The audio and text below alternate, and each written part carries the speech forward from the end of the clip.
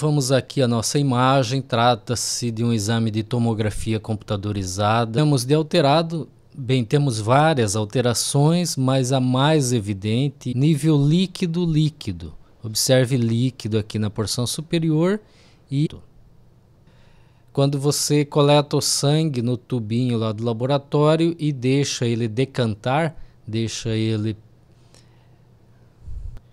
em repouso, a parte celular do sangue decanta, fica na porção inferior, e o plasma sobe, fica na porção superior. Portanto, forma aí o efeito. Essa situação. Sempre que tivermos essa situação, temos que pensar em duas coisas. O sangue e forma aí o efeito hematócrito. Aí essa porção mais com halo hipodenso ao redor, e veja aqui o nível líquido. Aqui líquido, plasma, e aqui o sangue decantado. Então, paciente também com alteração da coagulação. Este também, paciente tinha alteração da coagulação, e observe aqui a área hiperdensa, o edema ao redor, e a presença do nível líquido, o efeito hematócrito, plasma aqui na porção superior e elementos figurados do sangue na porção inferior.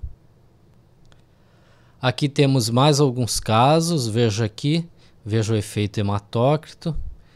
Este aqui é interessante, que você vê, tem a hiperdensidade bem acentuada aqui, uma hiperdensidade menos acentuada na periferia, e o nível aí, o efeito hematócrito.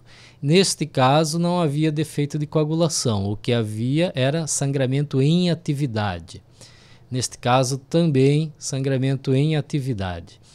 Então, alguns autores acreditam que se o nível líquido estiver na periferia do hematoma e se houver extenso edema ao redor, deve ser sangramento em atividade sem defeito de coagulação.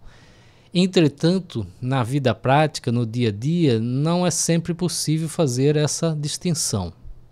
Então, na teoria, seria isso, nível líquido na periferia seria sangramento em atividade, nível líquido na porção central com pouco edema, como neste caso aqui, por exemplo, seria defeito de coagulação.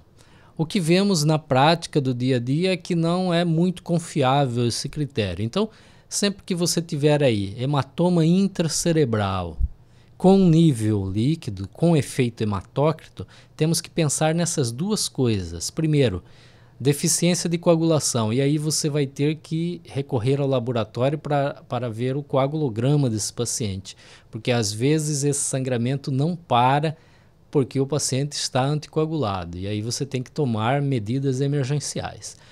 Segunda possibilidade, hemorragia em expansão, hemorragia ativa em atividade, né? Hemorragia que está acontecendo no momento, que ainda não parou, mesmo na ausência de alteração da coagulação.